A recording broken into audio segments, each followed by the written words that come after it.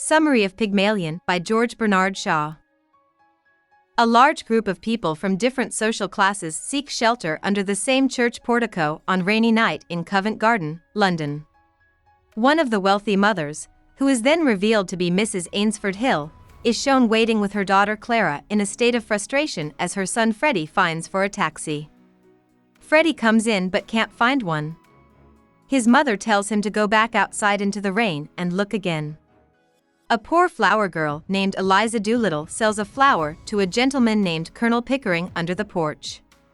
Something in the crowd tells Eliza to keep an eye out for a strange man who is taking notes. Eliza thinks the man is a police officer and that she needs to call the cops. This man, whose name is Henry Higgins, speaks up and tries to figure out where everyone is from by the way they talk. The annoying Higgins is making everyone confused and angry. Eliza is sure she is a good girl and sees him as a cop who wants to get her in trouble. Pickering asks Higgins how he knows where everyone is from. Higgins says that he teaches people how to speak with different accents and studies phonetics. He says that in 3 months, he could teach Eliza, the flower girl, to speak so well that she could pass for a lady of the court. It turns out that Higgins and Pickering know each other's work since Pickering is also a translator when they introduce themselves. The rain stops, and the people who were under the porch move away. Pickering and Higgins go out to dinner together, and Clara and her mother walk to catch a bus. When Freddie finally comes back in a taxi, his family is no longer there. Pickering meets Higgins in his home laboratory the next morning, where he shows him all of his scientific equipment and tools for recording and studying speech. Eliza walks in and offers to pay Higgins to teach her how to talk so that she can talk more genteel and get a better job. Higgins talks down to her like she can't pay him because he doesn't think she can. Takes over and bets Higgins that he can't teach Eliza to speak so well that in 6 months she won't be able to pass as a rich lady at an ambassador's garden party. He says he'll pay for her lessons. Higgins likes the idea and tells Mrs. Pierce, his maid, to wash Eliza and put her in new clothes, even though Eliza doesn't want to do it. Eliza says she doesn't want to bet, and Mrs. Pierce tells Higgins not to walk over her. Higgins doesn't care about Eliza's feelings when he tells her to take speaking lessons and live with him for 6 months. Eliza is taken away by Mrs. Pierce so that they can talk alone. Alfred Doolittle, Eliza's dad, comes to Higgins' house at the same time.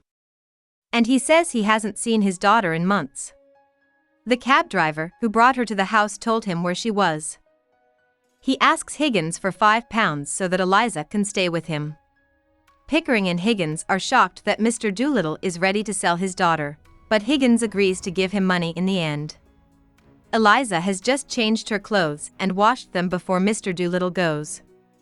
Mr. Doolittle calls her miss before he recognizes her, fights with her, and leaves.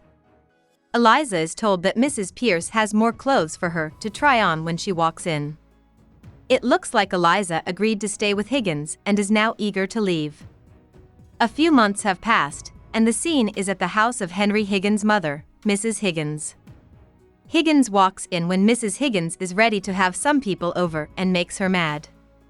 Higgins tells her about Eliza and tells her that he wants Eliza to behave like a lady while sitting with Mrs. Higgins and her friends. The Ainsford Hills, some of Mrs. Higgins' friends, show up before she goes. At first, Higgins doesn't know who they are from the Covent Garden porch. The Ainsford Hills don't know that Eliza is the flower girl when she gets there. People start to talk about the weather, but Eliza makes the mistake of talking about her aunt's death. She thinks it was an accident and her dad's drinking problem. Freddie finds Eliza funny, but Mrs. Ainsford Hill is shocked by what she says. Clara tells her mother that Eliza's speech is a new, cool way to make small talk after she leaves. Clara says that there are no right or wrong manners because they are just habits. Freddie tells Eliza that he hopes to see her again someday as the Ainsford Hills leave. When Higgins asks his mom if Eliza looked nice, she tells him that she wasn't. She tells Higgins that Eliza will never be able to pass as a lady. After that, Mrs. Higgins tells her son not to treat Eliza like a live doll, but Pickering reassures her that they do. Higgins says that Eliza is just an experiment. Eliza's mother wonders about what will happen to her after the experiment is over. After many months, Eliza, Higgins, and Pickering go back to Higgins' house at midnight, tired from a long day and night. They went to an outdoor party, then a dinner party, and finally the opera. Higgins won his bet because Eliza was able to pass as a rich lady. Higgins says that Eliza's win didn't surprise him and that he has been tired of the bet for a long time. He's glad the test is over and thanks God. The way the two men are talking about her makes Eliza angry, so she throws Higgins' slippers at him and calls him selfish and rude. Higgins believes she is not thankful. Eliza calms down again and worries about what will happen next. Higgins suggests that she marry a rich man to make sure she has a good life, but Eliza sees this as a form of prostitution and turns down the idea. She tells Pickering that she can help her get a job at a nice flower shop. Eliza asks if her clothes are now hers because she doesn't want to be blamed for stealing them. The question hurts Higgins, and he tells Eliza that she has hurt him to the heart. The next day, Mrs. Higgins is in her drawing room when her parlor maid tells her that Higgins and Pickering are calling the cops downstairs. The maid is told by Mrs. Higgins to tell Eliza from upstairs, but not to come down. He tells his mom that Eliza has left the house when he walks in the room. He is told by Mrs. Higgins that Eliza can leave his house whenever she wants. Pickering walks in and says he talked to the cops about Eliza. The maid lets everyone know that Mr. Doolittle is at the door. This looks like it couldn't be Eliza's dad, but it turns out to be him dressed as a gentleman. Mr. Doolittle is mad that Higgins told a rich American named Ezra Wannafeller about him. Wannafeller has started moral reform societies all over the world. He told Wannafeller a joke that Mr. Doolittle was England's most original moralist, and Wannafeller gave Doolittle money in his will. He is mad that he has been turned into a somewhat rich gentleman. He tells Higgins that he needs to learn how to speak good English because his new money has only caused him trouble and stress. Mr. Doolittle is told by Mrs. Higgins that he can take care of Eliza now, but Higgins wants to keep Eliza at his house. Mrs. Higgins tells Higgins and Pickering that Eliza is upstairs and scolds them for how they've treated Eliza. She tells Eliza to come down. When she talks to Pickering and Higgins, she is very nice. Higgins is rude and angry with Eliza and tells her to come back to his house. Pickering is nice to her.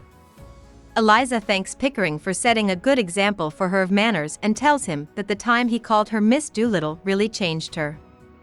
Eliza says she has forgotten all about the old ways she used to talk and act. Higgins, on the other hand, thinks she will go back to her poor ways in a few weeks. When Eliza finally sees her dad, she is shocked to learn that he is going to marry Steph. Eliza is invited to his wedding. You can see Mrs. Higgins, Eliza, and Pickering getting ready to go to the wedding. Higgins and Eliza are the only ones in the room. He only wants her back to do jobs and run errands for him, Eliza says. He tells her that he can't change how rude he is to her because that's just how he is. He tells her that he is rude to everyone, not just her, and Pickering is nice to everyone. He says it doesn't matter if you have good or bad manners as long as you treat everyone the same, no matter what class they are. Still, Eliza doesn't want to go back to Higgins' house. Even though her clothes are expensive, she says she is a slave. Pickering or Higgins is willing to adopt Eliza, but Eliza wants to marry Freddie Ainsford Hill, which makes Higgins angry because he wants her to marry someone from a better class. He tells Eliza that all she wants from him is some care, but she is still mad at him. Then she tells him that she will be independent if he can't be kind to her. He tells her that she is going to become a phonetics teacher and will use everything she has learned from him to get his students. Higgins is amazed by how strong and sure of herself Eliza is all of a sudden. Eliza's mom comes in to take her to the wedding. He tells Eliza to get him some things before she goes, but Eliza tells him to do it himself. At the end of the play, Higgins is in the room by himself, sure that Eliza will do what he asked. About the author. George Bernard Shaw was born in Dublin in 1856. Over the years, he went to a lot of different schools and grew to really dislike them. As a teen, his mother went to London, but he stayed with his father in Dublin for a while. But he went to London with his mother in 1876. In that place, he started writing, first books, but those didn't do well for him. He also got involved in politics and became a strong socialist backer. Shaw didn't start writing plays until the 1880s. His plays, which often made fun of society, were finally good enough to get him published. There are over 50 plays that Shaw wrote, as well as many pieces, reviews, essays, and pamphlets. Around the beginning of the 1900s, he became more well-known and recognized as a playwright. He was awarded the Nobel Prize in Literature in 1925 for his work. He died at the age of 94. Hope we summarized it fully and you liked it. Please hit the like button and subscribe to our channel so that we are motivated to create more videos.